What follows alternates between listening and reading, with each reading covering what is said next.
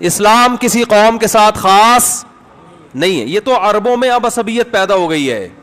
خلافت عثمانیہ کا جب خاتمہ ہوا نا تو وہ عربیت کی بیس پہ ہوا, اسلام کی بیس پہ نہیں, کیونکہ اسلام کی بیس پہ اس خلافت کو ختم کرنا ممکن نہیں تھا. کیا ہو گیا بھائی؟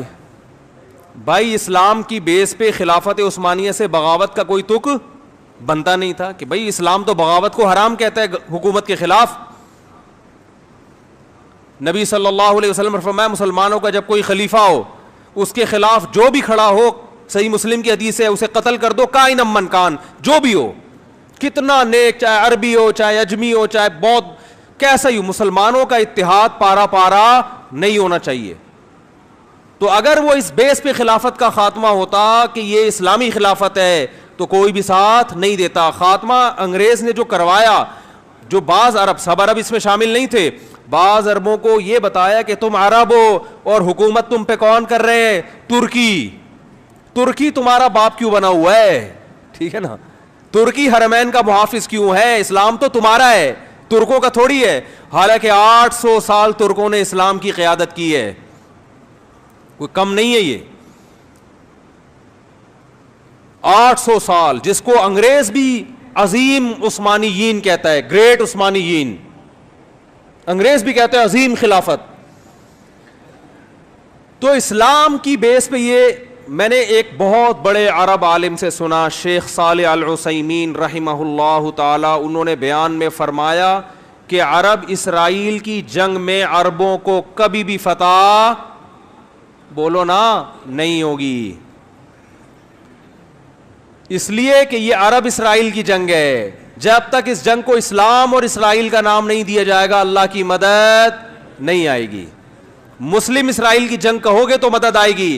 اللہ نے عربوں کی مدد کا وعدہ نہیں کیا. اگر اللہ نے عربوں کی مدد کا وعدہ کیا ہوتا تو اللہ محمد صلی اللہ علیہ وسلم کے مقابلے میں جو عرب لڑ رہے تھے وہ زیادہ تھے, میجورٹی میں تھے. ادھر جو عرب تھے وہ اقلیت میں تھے نبی کے ساتھ, ادھر عرب میجورٹی میں تھے. اللہ ان کی مدد کرتا, ابو جہل کی مدد کرتا, عتبہ ابن ولید کی مدد کرتا, ابو لہب کی مدد کرتا اللہ تعالیٰ.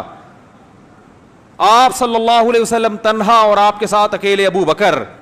تو بتاؤ, 2 عرب اس طرف, باقی سارے بولو نا اس طرف. مدد کی ان 2 کی نا, اس کا مطلب اللہ نے عربوں کی مدد کا وعدہ, بولو نا بھائی, نہیں کیا. کس کی مدد کا وعدہ کیا ہے؟ مسلم کی, اسلام کی, جو قرآن پر ایمان لائے گا اور اللہ کے نبی پر ایمان لائے گا. اس کے لیے عربی ہونا ضروری نہیں ہے. تو اسلام کی جو دعوت ہے وہ کسی قوم کے ساتھ خاص نہیں ہے. مجھے وہ حدیث بڑی پیاری لگتی ہے, حضرت سلمان فارسی رضی اللہ تعالی عنہ, جو فارس کے تھے, پرشین تھے, فارسی بولتے تھے. جب ایران پر مسلمانوں نے حملہ کیا ہے, حضرت عثمان کا دور تھا غالباً, حملہ کہاں ہو رہا ہے؟ ایران پر. اور حملہ کرنے والے بڑے بڑے صحابہ, بڑے عشرہ مبشرہ میں بھی اکثریت اس جنگ میں موجود. کمانڈ کرنے والے سلمان فارسی. نہیں آ رہی بات؟ حملہ کس پہ کر رہے ہیں؟ اپنے ملک پہ. کس پر؟ ایران پر. صحابہ نے آپ سے اجازت مانگی کہ آپ ہمیں اجازت دیں ہم اٹیک کریں. آپ نے فرمایا نہیں, میں نے رسول اللہ صلی اللہ علیہ وسلم سے یہ فرماتے ہوئے سنا ہے کہ جب تک اسلام کی دعوت نہ دے دو اس وقت تک حملہ کرنے کی اجازت نہیں ہے. تو حضرت سلمان فارسی اپنی قوم پر حملہ کس کے خلاف ہو رہا ہے؟ بولو نا یار, کیا ہو گیا بھائی, بولنے میں کوئی پابندی ہے؟ تو میں بھی تو چیخ رہا ہوں نا, تھوڑا سا آپ چیخ لیں. اپنی قوم کے خلاف لڑائی. تو لڑائی سے پہلے اپنی قوم کے پاس دعوت لے کر گئے. دعوت کا انداز دیکھیں, جب بھی اسلام کی دعوت دی جاتی ہے تو انداز یہ ہوتا ہے بھائی ہم سب تم کو ایک خدا کی طرف دعوت دیتے ہیں, آؤ اسلام پہ تحقیق کرو, یہ دین برحق ہے. یہ تھا نا, نا نا نا نا, یہ انداز نہیں. اس وقت جو اسلام کی سب سے بڑی خوبی تھی نا اس کو ہائی لائٹ کیا کہ اس کے بعد بھی اگر اسلام سمجھ میں نہیں آ رہا تو پھر تمہاری سمجھ میں نہیں آئے گا. وہ خوبی یہ ہے کہ یا اہل فارس, اے اہل فارس, انا رجل منکم, میں تمہاری قوم کا آدمی ہوں. تمہیں پتہ ہے کہ عربوں میں عصبیت کوٹ کوٹ کے بھری ہوئی ہے. عرب کے علاوہ کسی کو برداشت نہیں, اپنے سے جیسا کسی کو نہیں سمجھتے. مجھے عرب نے نہ صرف یہ کہ عزت دی ہے اپنے جیسا, بلکہ اپنے سے برتر مجھے کمانڈر بنا دیا. عرب کی قیادت کس کے ہاتھ میں ہے؟ کمانڈر کون ہے؟ میں ہوں. یا اہل فارس, اے اہل فارس, انا رجل منکم, تمہاری قوم کا آدمی ہوں. ترون العرب یطیعوننی, چھوٹی موٹی قوم میری فرما برداری نہیں کر رہی. عرب کو دیکھ رہے ہو کہ تم میری کمانڈ کے تحت لڑ رہے ہیں. کیا انداز, خاندانی انداز تھا یا نہیں دعوت کا؟ آج اگر یہ چیز عربوں میں پیدا ہو جائے تو دنیا کا نقشہ بدل جائے گا. عرب کی عراق پر جب حملہ ہوا تو بعض عربوں نے نعرہ لگایا کہ کسی دوسرے عرب ملک پر ہم حملہ برداشت نہیں کریں گے. کاش وہ یہ کہہ دیتے کہ کسی دوسرے اسلامی ملک پر ہم حملہ برداشت,